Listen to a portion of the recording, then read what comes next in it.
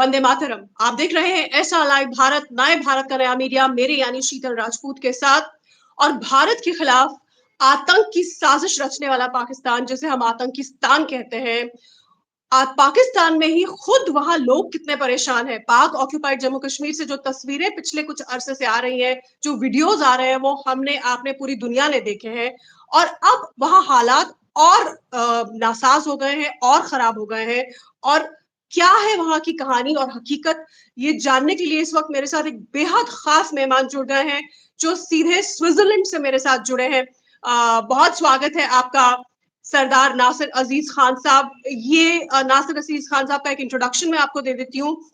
ये United Kashmir people's national party UKPNP के member हैं और पिछले 20 साल से ये एग्जाइल में पाकिस्तान से बाहर, पीओजे के, पाकिस्तान ऑक्यूपाइड जम्मू कश्मीर, जहां के ये मूल निवासी हैं, जो इनकी जन्मभूमि है, वहां से ये दूर रह रहे हैं पिछले 20 साल से। 2004 से स्विट्जरलैंड में पाकिस्तान की सरकार ने से एक तरह से देश निकाला, जो एग्जाइल होता है उसमें ये रह रहे हैं। इस कदर खौफ पीओजे के, पाक ऑक्यूपाइड जम्मू कश्मीर में वहां की सरकार का इस कदर जुल्म वो करती है।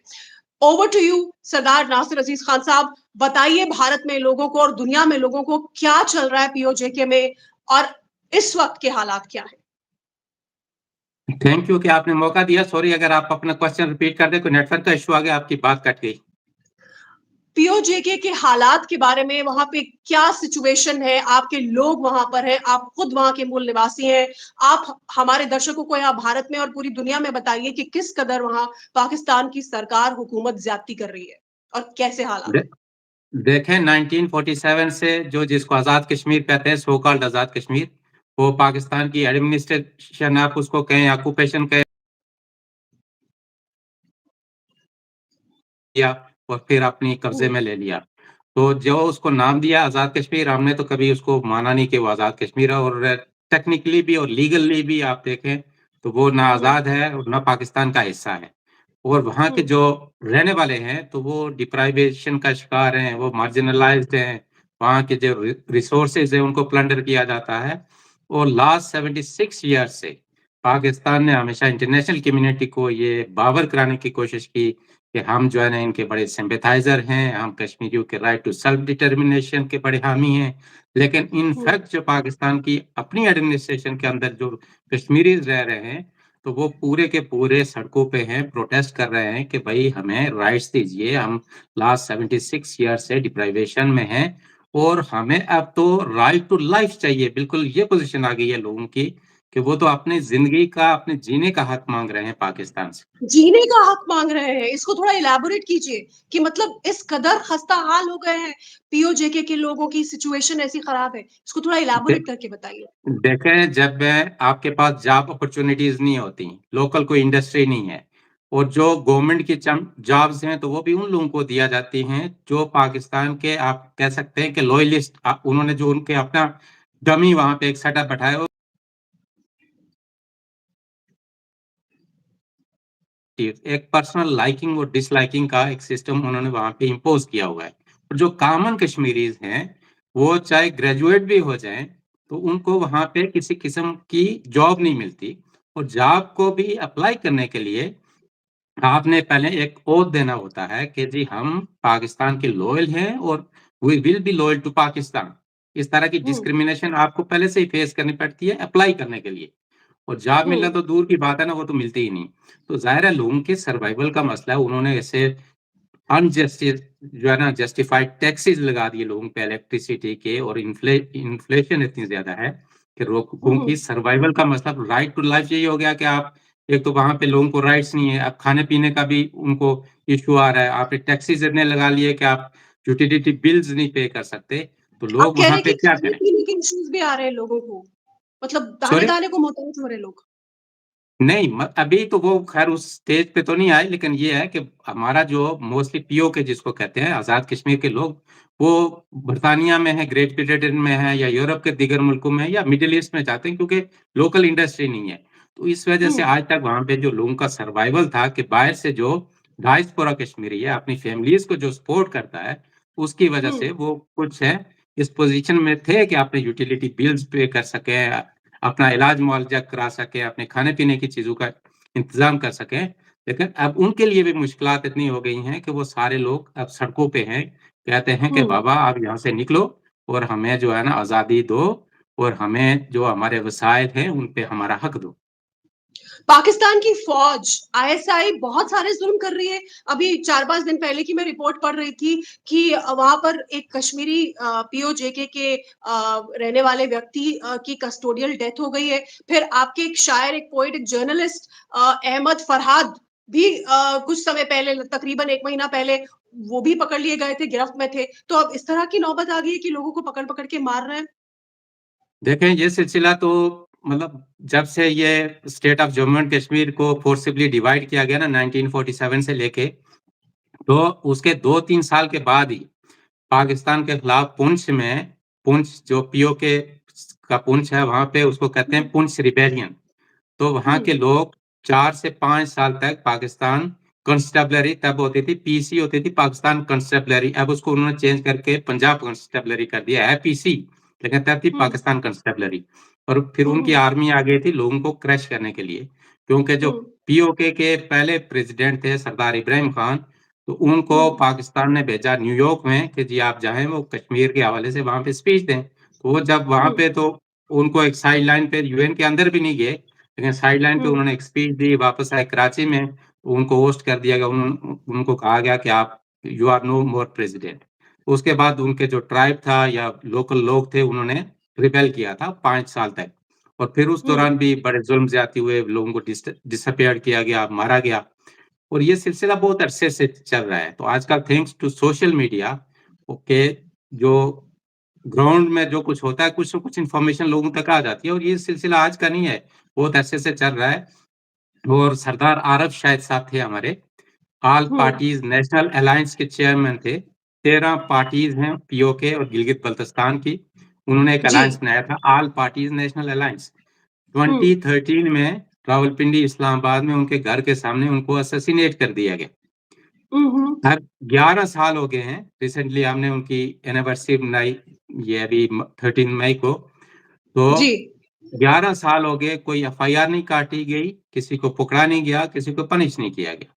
बेशुमार लोगों के साथ ये होता है कि उनको एनफोर्स डिसअपियर किया जाता है और एक्स्ट्रा जुडिशियली किल कर दिया जाता है। लेकिन क्योंकि हमारा जो एरिया है, इंडिजिनस मीडिया नहीं है, इलेक्ट्रॉनिक मीडिया नहीं है, प्रिंट मीडिया नहीं है, तो वो बाहर के लोगों तक इतनी वॉइसेज़ हमारी पहुँचती नहीं है। अब सोशल मतलब मीडिया के थ्रू बेसहारा है पीओजेके के लोग, बेसहारा हैं। आपको क्यों 20 साल पहले पीओजेके छोड़कर ये दूर यूरोप में स्विट्ज़रलैंड जाना पड़ा? देखें, वहाँ की जो भी सैन वॉइस है ना, जो पीस की बात करता है, जो अमन की बात करता है, जो मिलिटेंसी के खिलाफ है, जो रेडिकलिज़्म के खिलाफ है, तो उसको स्टेट टॉलरेट नहीं करती क्योंकि उनका अपना जो नैरेटिव है स्टेट का, तो वो उन लोगों को जो एक्सट्रीमिस्ट ग्रुप हैं, जो टेररिस्ट ग्रुप्स हैं, तो उनको वो हमेशा से सपोर्ट करते आए और परवेज़ मुशर्रफ जो मिलिट्री रूलर थे, उन्होंने हुँ, बीबीसी के साथ खुद इंटरव्यू में कहा कि ये हमारे एसेट्स हैं, हम इनको ट्रेन करते हैं, हम इनको इंडियन साइड ऑफ कश्मीर में भेजते हैं, हम इनको अफ़गानिस्तान में भेजते हैं, लिहाज़ा बहुत सही बात आपने कही। नासिर अज़ीज़ खान मैं साहब मैं यही बात आपसे पूछने वाली थी कि मुज़फ़्फ़राबाद जो कि पीओजेके पाक ऑक्युपाइड जम्मू कश्मीर जहाँ के आप रहने वाले हैं, लेकिन वहाँ से दूर अब आप स्विट्ज़रलैंड में निकाले जा चुके हैं, वहाँ रह रहे हैं, नहीं रह पा रहे। तो मुजफ्फराबाद में तो सारे टेररिस्ट के ट्रेनिंग कैंप है जहां से वो टेररिस्ट को भारत की तरफ भेजते हैं। तो पीओजेके को तो मतलब एक आतंकियों के गढ़ बना दिया है पाकिस्तान की फौज ने, पाकिस्तानी आईएसआई ने। देखिए, ये तो एक ओपन सीक्रेट है ना क्योंकि जो मिलिटेंट बिल्कुल, ऑर्गेनाइज़ेशंस है ये मेरा कहने का वो नहीं है कि मैं कहूँगा तो दुनिया को पता चल जाएगा। देखें, सबको वहाँ पता की है।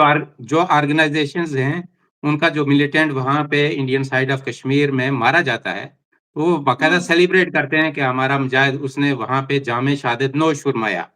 ठीक? हुँ, कि शहादत उसको मिली है वहाँ पे, वो जो मिलिटेंट ऑर्गनाइज़ेशंस है पाकिस्तान में, उसके बड़े-बड़े वो गायबाना उसको कहते हैं, नमाज़-ए-जनाज़ा होते हैं।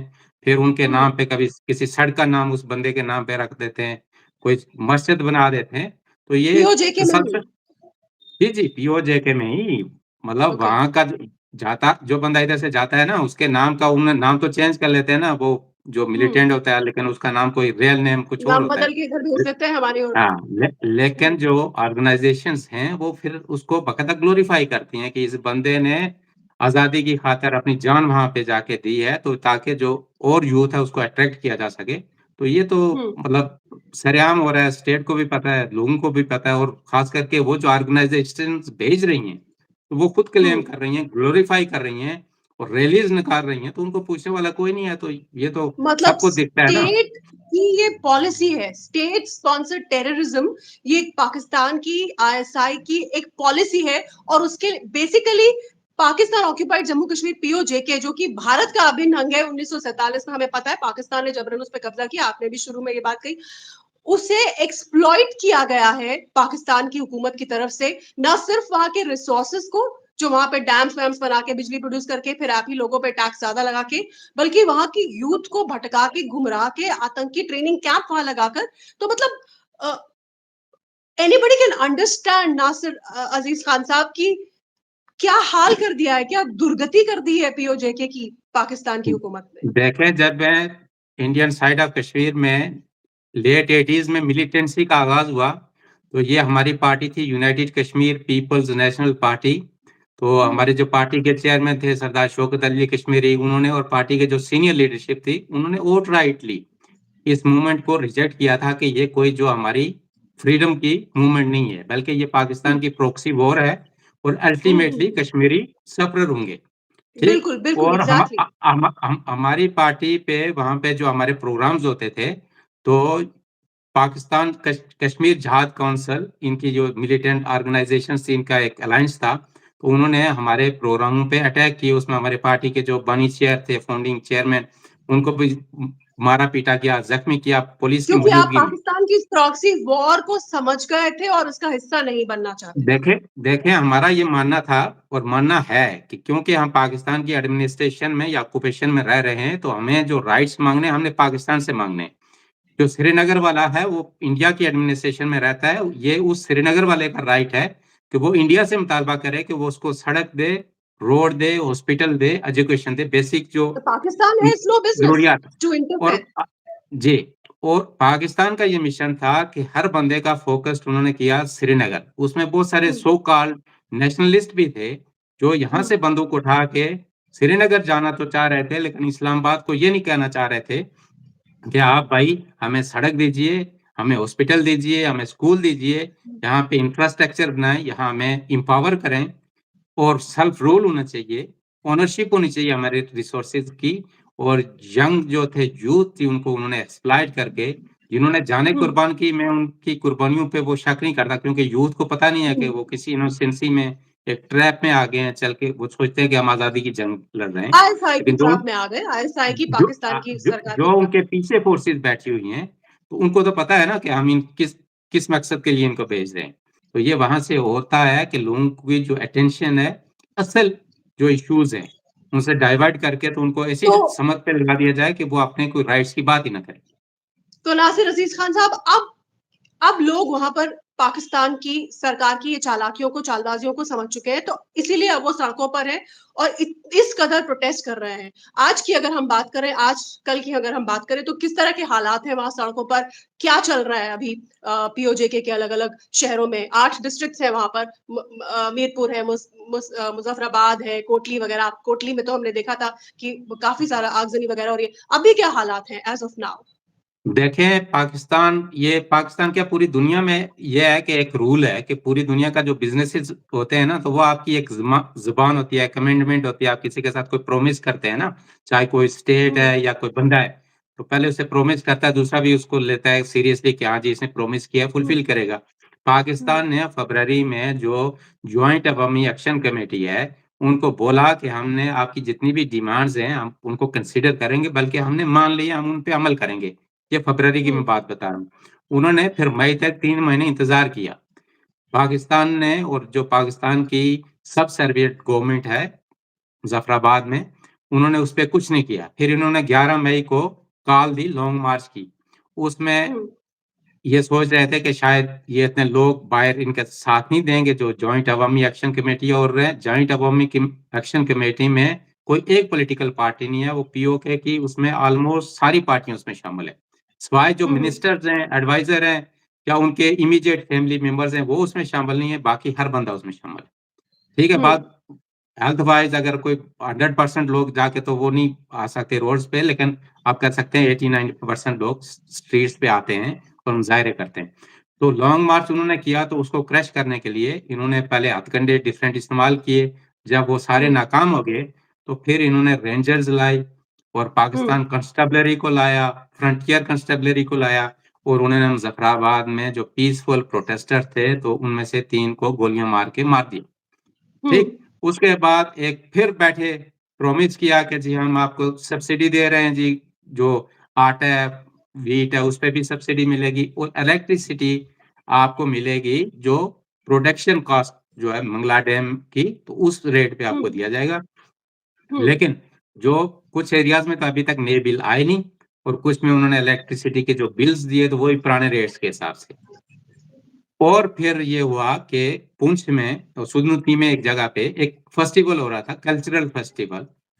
हुँ, उसमें पीओके का एक मिनिस्टर जाता है, वो वहाँ से माइक हुँ, उठाता है और फिर कहता है कि नारे लगाएँ कि पाकिस्तान का हिस्सा बनेगा कश्मीर। तो लोगों ने रेज़िस्ट किया, भाई ये तो एक कल्चरल है, फेस्टिवल है, तो आप इसको पॉलिटिसाइज़ क्यों कर रहे हो? फिर पुलिस ने हुँ, और उन उसने लोगों पे अटैक किया, वहाँ पे फायरिंग हुई और बहुत सारे लोग ज़ख्मी हुए और कुछ को उन्होंने अरेस्ट किया। हुँ, हुँ, उसको छुड़ाने के लिए फिर लोगों ने पुंछ, सुनूती और कोटली में आपने जो प्रोटेस्ट देखे, दोबारा स्टार्ट हुए हैं कि आप फ़ॉल्स प्रोमिसेस करते हैं और बार-बार अपने प्रोमिसेस को निभाते नहीं हैं, तो लिहाज़ा आप इनको रिलीज़ करें और हमारी जितनी डिमांड्स हैं, तो वो पूरी करें। जो कि अब लोगों पाकिस्तान ने की हुकूमत मानने को तैयार नहीं है। तो अब पीओजेके के लोगों की क्या स्ट्रैटेजी है, रणनीति है? अब आप क्या बताना चाहेंगे दुनिया को?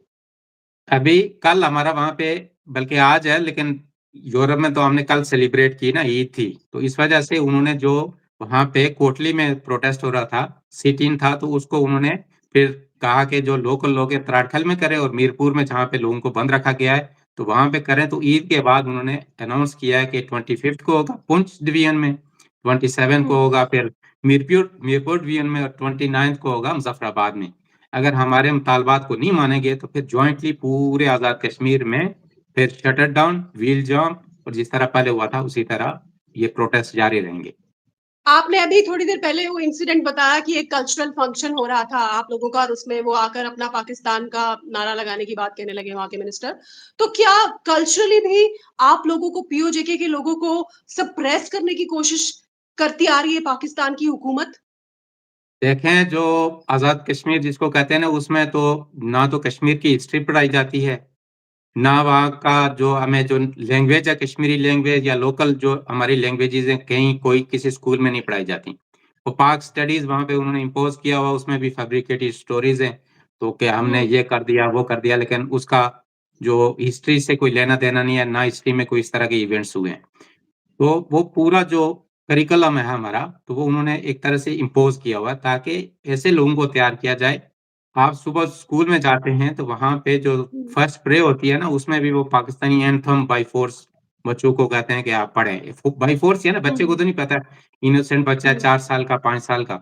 लेकिन एक स्टेट सिस्टमैटिकली हमारे कल्चर को, हिस्ट्री को, सारी चीज़ों को मिटा मिटा रही है।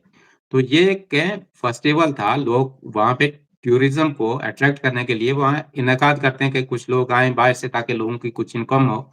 तो वहाँ पे जो मिनिस्टर साहब जाते हैं और उनके जो गूंज़ हैं उनके साथ, तो वो लोगों पे अटैक करते हैं, फायरिंग करते हैं और उनको कहते हैं, और जब भी हमारी वॉइस इंटरनेशनल मीडिया में जाती है, तो कहते हैं कि हुँ, देखें जी, ये तो फलाँ के एजेंट हैं, ये तो मुल्क दुश्मन है। भाई पाकिस्तान का जो जो कॉन्स्टिट्यूशन है, उसका आर्टिकल 1 है, उसमें बाउंड्रीज़ डिटरमाइन है कि पाकिस्तान की कौन-सी बाउंड्रीज़ में।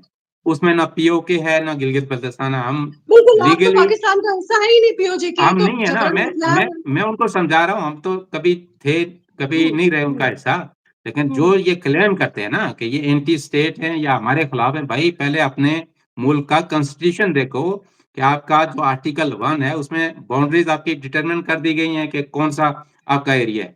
ये तो डिस्प्यूटेड एरियाज़ हैं, तो वो यूएन ने कुछ आपको रिस्पांसिबिलिटीज़ अज़्यूम की हैं, आप हुँ, उनको फुलफ़िल कर रहे हैं कि लोगों की लाइफ़, लिबर्टी, प्रॉपर्टी को प्रोटेक्ट करें। तो आप वही सारी चीज़ें हमसे स्नैच कर रहे हैं और फिर सोचें कि हम उस पे आवाज़ भी ना रेज़ करें और कि एलिगेशन लग जाएगा जी, ये बहुत, फलाँ के बहुत, एजेंट हैं बहुत तो ज़्यादती है, बहुत हाँ, ज़्यादती तो है। हम चुप होके सदाम बैठ नसीम जाएँगे। खान साहब, आप जब देखते हैं दुनिया भर में अब तो मीडिया के हवाले से सोशल मीडिया सब जगह जब आप देखते हैं कि इस तरफ हमारी तरफ जम्मू कश्मीर में किस कदर खुशहाली है अभी, कैसे हालात हैं, डेवलपमेंट है, टूरिज़्म इस तरह फल-फूल रहा है, तो कहीं अंदर ये टीस महसूस होती है कि देखो हिंदुस्तान में, भारत में, जम्मू कश्मीर के लोग किस कदर फल-फूल रहे हैं, वहाँ तरक्की हो रही है, किस तरह से बड़े-बड़े इंस्टीट्यूशंस बन रहे हैं, इदारे बन रहे हैं और आपके यहाँ पे लोग किस तरह से परेशान बेहाल हैं और सड़कों पर उतरने पे मजबूर हैं। देखें टीस इसके होती है लिए दिल में। इसके मैंने जिस तरह अर्ज़ किया ना कि हमारे यहाँ तो जो मीडिया है ना, तो वो कंट्रोल्ड है, वहाँ यहाँ पे क्या हो रहा है, वहाँ पे पहुँचता नहीं है। अगर पीपल टू पीपल इंटरेक्शन हो ना, फ्रीडम ऑफ मूवमेंट हो, लोगों को आर-पार जाएँ, जिस तरह वाजपेयी जी के दौर में एक सर्विस शुरू हुई थी, across the border यालो so called line of control, तो लोग आर-पार आते-जाते थे ना, देखते थे। उन्होंने जो लोग आए ना, उन्होंने देखा तो फिर जाके लोगों को कहा कि भाई, जिनको आज़ाद कराने के लिए हमें ये भेज रहे हैं, तो वो तो हमसे ज़्यादा बेटर कंडीशन में रह रहे हैं। तो ये exactly, exactly. People to people to people interaction होना चाहिए और वहाँ की स्पेशली पीओके के जो लीडर्स हैं, चाहे वो डायस्पोरा में हैं, दूसरी जगह पे हैं, उनकी कॉन्फ्रेंसेस करवानी चाहिए। गवर्नमेंट को इनिशिएट लेना चाहिए, उसमें श्रीनगर में करें, जम्मू में करें, लेकिन लद्दाख में उनको करें तो मतलब और नहीं है दिल्ली ना, में करें। उनको तो इस्तेमाल करना है पीओजेके को टेरर के कैंप्स बना के, लोगों को गुमराह करके, भारत के खिलाफ आतंकी फैक्ट्री बना के, भारत के खिलाफ साजिश, ये उनको बेसिकली और निचोड़ना है। आप ही के जितने भी रिसोर्सेज़ हैं, उनको निचोड़ना है, उनको इससे कोई लेना-देना मतलब नहीं है। कल्चरली वो आपकी इज़्ज़त नहीं करते, तो वो आपकी बुनियादी ज़रूरतें कैसे समझेंगे? बहुत शुक्रिया हमारे साथ जुड़ने के लिए सदा नासिर अज़ीज़ खान साहब, स्विट्ज़रलैंड से आपने हमें वक़्त दिया और सोशल मीडिया पे हमने आपको ढूँढ निकाला और आपसे हमने संपर्क किया और फिर इस वज़ह से हम आपके साथ कनेक्ट हो पाए। बहुत शुक्रिया माय अपनी प्लेज़र, आपबीती थैंक यू, अपनी आपबीती पीओजेके के लोगों की आपबीती यहाँ हिंदुस्तान में, भारत में लोगों को तक पहुँचाने के लिए बहुत शुक्रिया। आपसे आगे भी बातचीत यकीनन होगी। Thank you so much for joining SL thank live you, Bharat. Thank you, thank you. नमस्कार। नमस्कार।